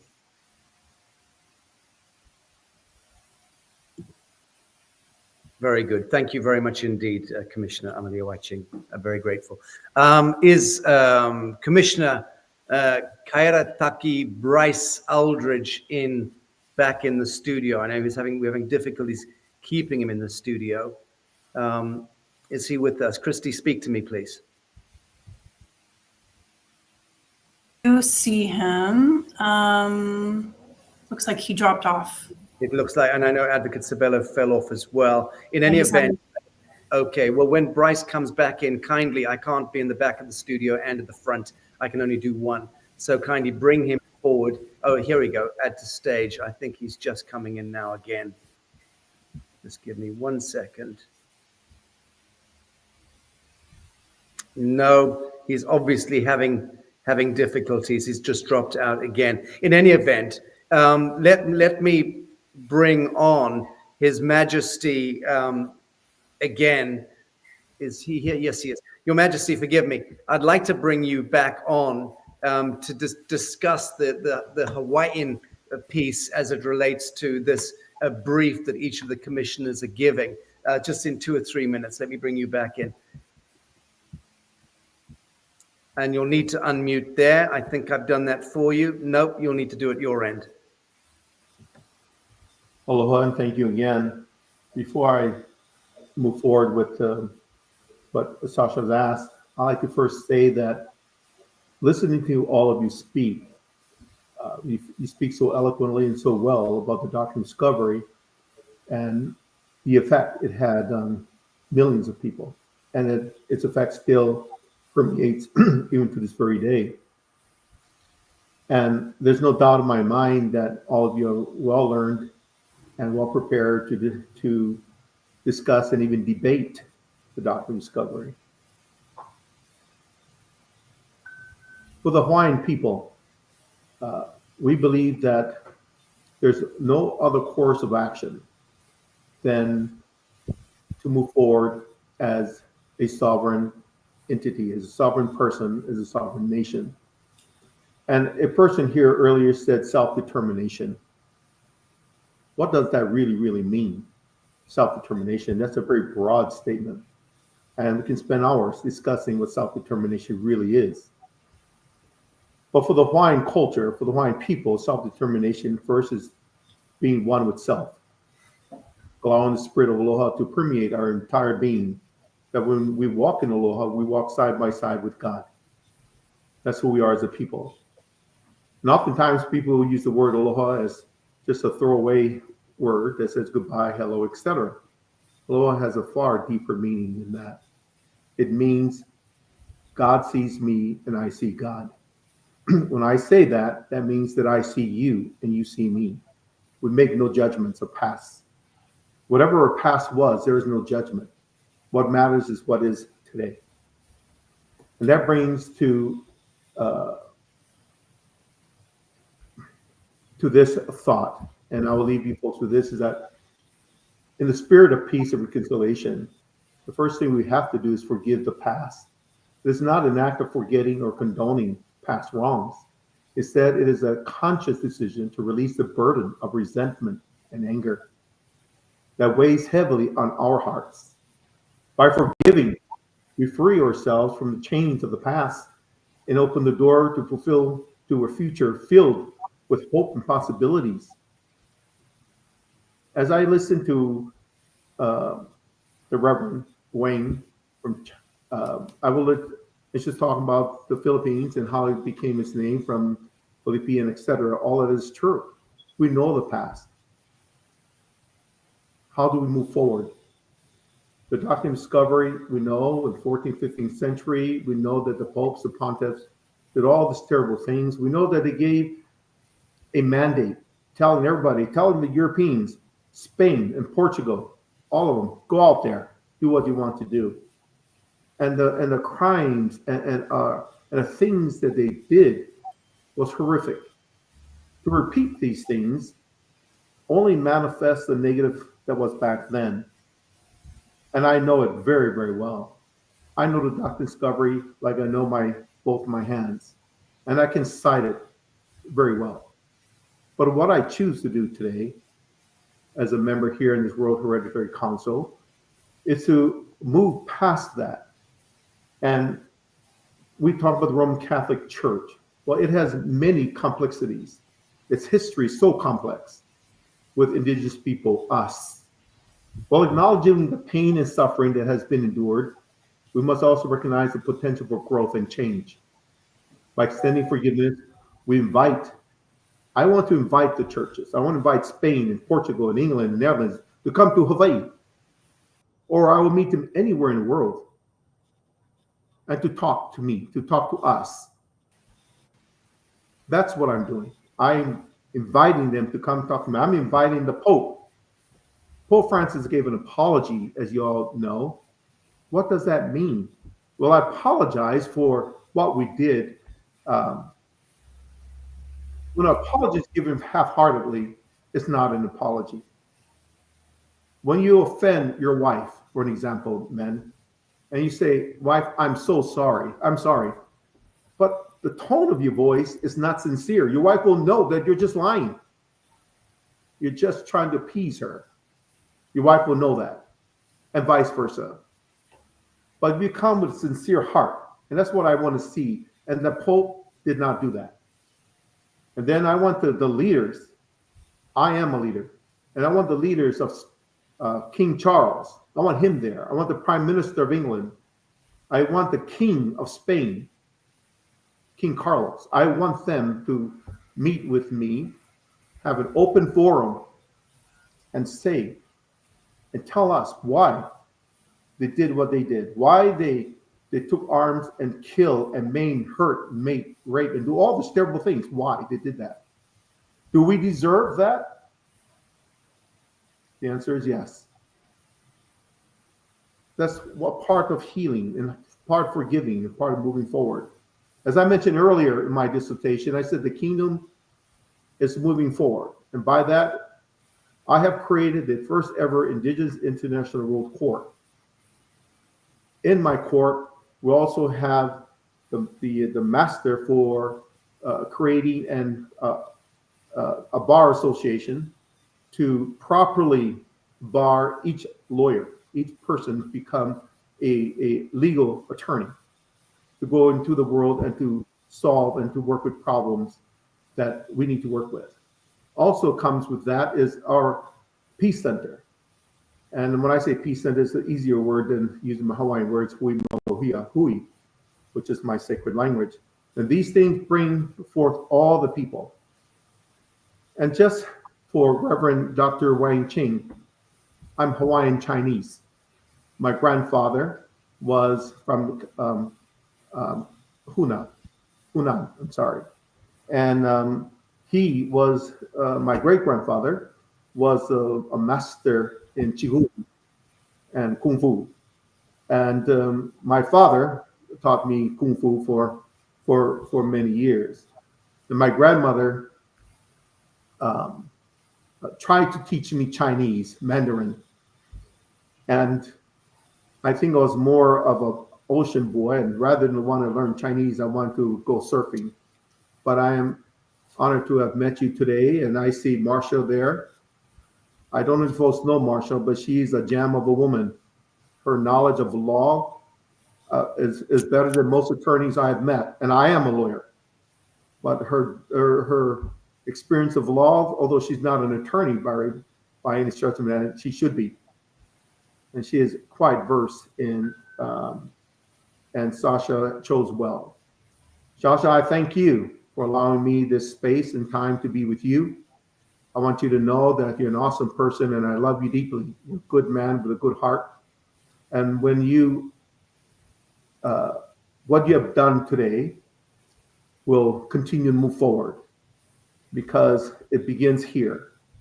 And although we know the history of Doctrine of Discovery and all that is done, and all the hurts and pains and suffering done to our Indigenous people, we still have a sovereign right to stand up, to unite, and to move forward.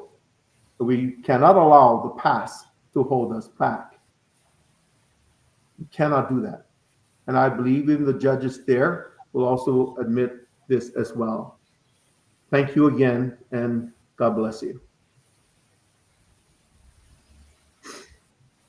You're on mute. You're muted.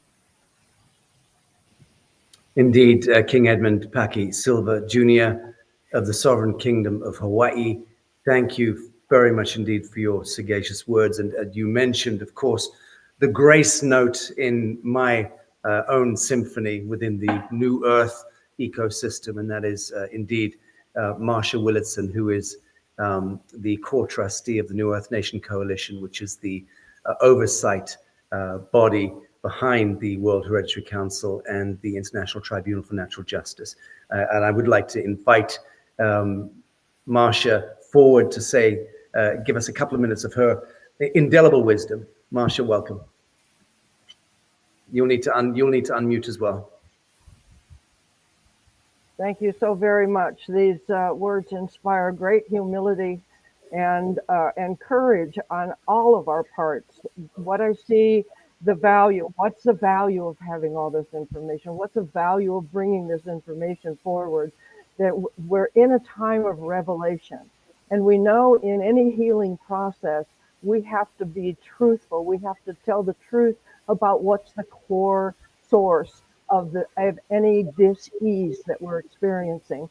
How do we bring this revelation forward? That's what this commission is about. How do we bring our hearts open enough, with enough courage to stand in the face of the ramifications of a doctrine that has been a burr under our saddle for all of our lives, a source of bitterness and grief, the source of anger, the source of separation, the source of all of our family, our relatives, spreading around the world as if we're separate from one another. And how to get to that where we really have the ability to stand in the face of the revelation of the Doctrine of Discovery and its manifestations onto the world, and bring through that our own repentance, our own harmony within ourselves, and come forward in such a way that the restoration of our heart's desire in our whole global culture can come to fruition. That we can bring the repentance in ourselves and into the planet, so that the redemption, the remediation, the cultural beauty that we really are as a human species, as a divine species, can come forward and manifest itself into life. And I thank everybody for coming here, people who bring their testimonies, people who are listening. Every one of us is the source of the remedy. Thank you so much for being here. Indeed. Thank you so much, Marcia. We've got Commissioner Kaiarataki Bryce Aldridge back in the studio by the grace of the living God. So we'd like to hear from him. Again, the ancient cultures of Aotearoa are first to see the light anywhere in the world. That, to you or I, friends, is New Zealand. But also it has special standing. I tell you what, let him speak to it. And the He Wakaputanga and the recognition of unextinguished Indigenous sovereignty vis-a-vis the Doctrine of Discovery is essentially the piece that we're inviting Commissioner Bryce Aldridge to speak to. Welcome, sir. Thank you, Sacha, and thank you, everybody. I'd like to begin being an observer and listening through the progress of this event here by announcing my participation within here, the ITNJ, firstly, is a willing participant. And it's also very much consented. And the reason why my willingness and consent to be part of the ITNJ and this process is because of the people that I've sat with over the weeks and hours of a recent past, and those people being very honest people and being very committed people and loyal people. And most importantly, we've managed to find a very sincere way of keeping one another accountable, and that's very rare in the world at the moment. I just wanted to thank you all. I have scripted my delivery today. As time goes by, I feel compelled to, as a youth in freestyling. I found very quickly that at a point in time that I was the only one that understood really what I was saying. So I offer this to our gathering here today. What happens to a society when it is forced to change? To change, to abandon the natural law system studied and mastered over. Okay. Alas, alack, we've lost the commissioner again, not for the first time today. In any event, as I said, we factor these glitches into a live broadcast like this, especially when you're bringing in people from dozens of countries around the world. I think that in the absence of Commissioner Aldridge being able to return, we've heard from our various attending commissioners at the ceremonial seating. And next up, I'd like to bring His Grace Bishop Riah back in just momentarily. I know it must be getting very late there in Nazareth or in Jerusalem, Your Grace. Before we do wind down this ceremonial seating, do you have any closing statements or comments, thoughts, considerations? Well, let me begin by thanking you for raising such a delicate question vis-a-vis the rights of the native Indians in different parts of the world. I personally stand on their side, and I call upon all who are able to raise the issue again and again until the wrong that was done 500 years ago will be corrected. The philosophy of what is yours is mine will never pave the way for peace in the world. It will never be quiet and harmony. We need to stand for what is yours as a rule among individuals, among nations, among different groups here and there. I do appreciate that the situation in what we are discussing now has to do with the Vatican, with the papal bull of 1492. The problem where we are in the Holy Land, in the land of the Holy One, does not have to do with the Pope or with the Vatican. It has to do with Almighty God. For some people to continue to claim that God gave them the land will make it quite impossible for humans to deal with such an issue. I as far as what we're discussing now, continue to stand on the side of the Native Indians in their struggle to claim back what was theirs, ever knowing that as long as we continue to join hands to do that which is right, to struggle against further expropriation and confiscation of land in different parts of the world, the international community will ultimately wake up. And if they do, they will come to our support in our struggle for the Native Indians in the United States, in Latin America, in Australia, in New Zealand, in Hawaii, in different parts. We need to continue to be instruments of peace,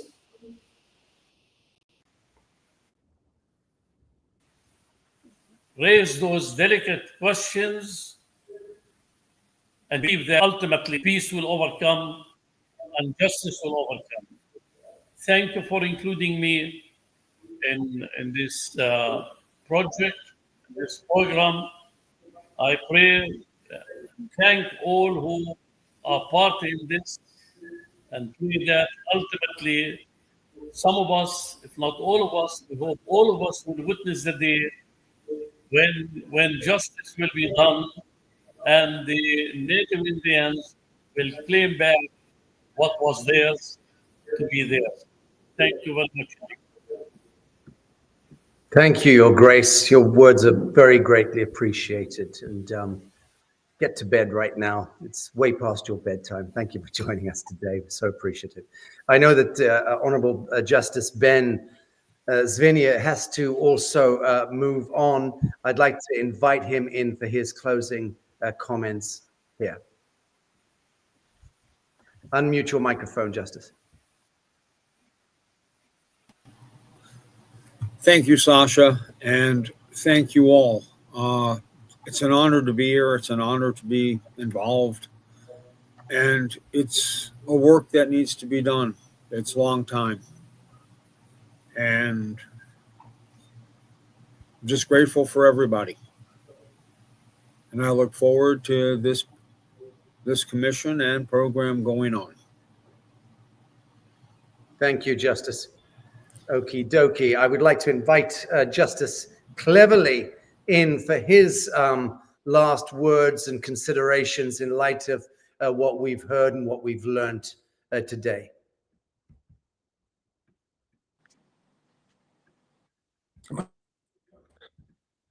Thank you, Sacha. And I can only reiterate what has been said. It was very good to see my good friend, His Grace there. But also, I'm heartened by the words of Sabelo, my fellow brother. Ubuntu, it means I am because we are. And we must look to the ancient wisdom that existed before all of this happened. And as His Majesty said as well, we should look to that wisdom, because in that wisdom there is what we're looking for here, which is natural justice. And justice, as I always say, it just is. And I think that's where we must begin. And we now need to actually look to our self-sovereignty as well as the sovereignty of the nations that we're talking about, whether they be the colonizers or the colonized, and look to a way in which we can find a new way of doing this, because it clearly didn't work. So I think that's part of the commission, is the doctrine of recovery, not just how we got there, but where we're going to go to. But as Marcia said as well, we need to understand where we started, so we never go back there again. Beautifully stated. Thank you, Chris, very much indeed. All right, friends. I think that is more or less it. Christy, do jump in and hit me with a stick if I've omitted something here, which would not be unusual. But I do wish to thank profusely the commissioners and notables who've joined us today. And I will say, friends, not for the first time, this is an epochal moment when humans from around the world can begin to reconvene the entire conceptual framework of our informed reality, and indeed our informed wisdom, most of which is utterly incoherent, distorted, corrupted by invisible masters, by secret societies, by privately owned corporations masquerading as governments, by Sabbatean priesthoods lurking within the citadel, lurking within the basement of the monotheistic religious institutions and the political institutions of the world, most of which are, I will state clearly here, inhabited by good people trapped in rotten systems. The question is, how did we get here? How did we allow for this stealth interventionism of systemic corruption and distortion into our civilizational wheel? Well, each of us have been variously asleep at the wheel, and that is the painful truth.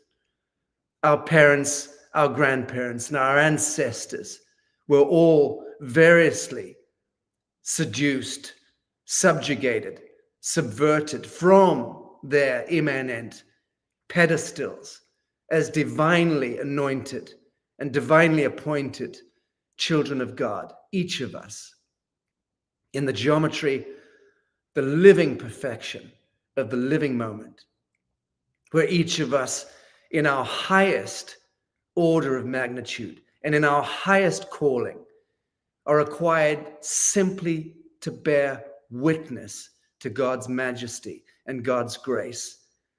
This abundant earth that we inhabit, each of us. We're not required to move into this world and to enter into competition with one another. We were never intended in God's grace to vie for supremacy or dominion one over another. That is the systemic corruption that I'm speaking to, the trial of separation, which ultimately is the corrupted source code that we're each of us here seeking to remedy. We are within the embrace of this World Hereditary Council and its Judicial Commission of Inquiry into the Doctrine of Discovery contained by the ITNJ is all about rekindling fellowship. It is not about the punitive aspect of human nature and how we can punish the oppressor, how we need to move against the old order, how we need to hang them in the market square. All of that variously is happening in any event. But really what this is about here is convening the highest currency in the entire universe, which is fellowship. And in this world, and in this time, and at this closing of the cycle of the fallen light of Atlantis, the old age from which we're departing, as we now stand naked on the cliff's edge of an abyss of unknowing, of cataclysm and of end of days, Armageddon, apocalyptic notions abounding. That is the predictive programming that has been put into the field. You and I, any one of us gathered here today, and I'm not just talking about this blessed commission, I'm talking about the thousands of you watching right now. If you were and are attuned to the work that we're doing here, to this broadcast, and to the subject in hand, which is to create a closing of a great cycle of trauma, ancestral trauma, then you will know that fellowship is indeed the highest currency in the world. And that this plane of existence upon which each of us find ourselves, this theater, this holograph that we find ourselves dancing upon the checkerboard of the kingdom of the devil, We have a choice, friends, and the choice is to withdraw our attention from that checkerboard and to simply move into this new earth horizon in full knowing that we are fully appointed, fully anointed sons and daughters of God, the one living God. And you and I are the witness. And as we bear witness in pure truth and right action and move into convention with that Spiritus Maximus, the Alpha and the Omega, we become the living testament. And we are the ones who then define the future, a future, friends, far, far beyond war and disease and poverty. I'd like to bring everyone back in, and I'm not going to do what was originally planned, which was to do a call to action. We will do that in any event. This is really more about striking the chord. Again, this is the grace note. It is the love that we share one for another. And I'd like to thank each of the commissioners and the justices and His Grace, Bishop Riah from Jerusalem, for coming in today and joining us in the ceremonial seating of the International Tribunal for Natural Justice. And friends, I have to say this, more than any of that, thank you to each of you out there leaning in with full, unfettered attention to the great work that we're doing. I will ask of you this, and this is my call to action. You must share the word. When you see these voices and these faces of these blessed hereditary leaders and indigenous wisdom keepers and elders that we have spent years setting up and galvanizing to bring forth, those faces and voices must be seen and must be heard. And understand this, you, the audience watching this, are entirely responsible now. We pass the stick to you. This is your call to action. This is your duty of care.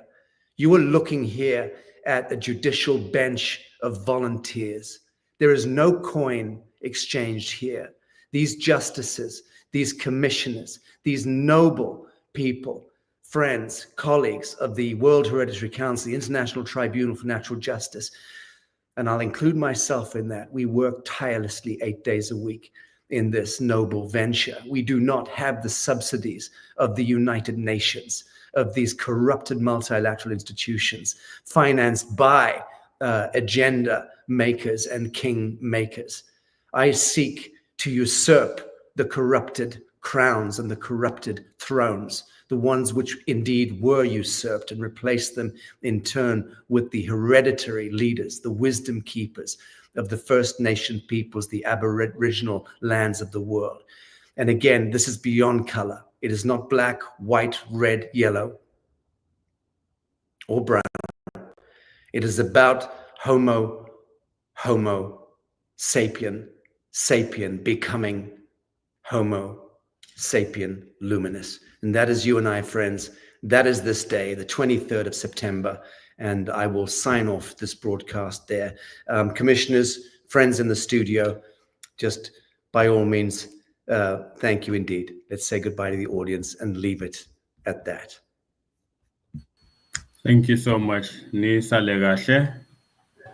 you. You can all open your microphones. Thank you, friends. Thank you. Bye now. Yeah, bye. Tingnan natin.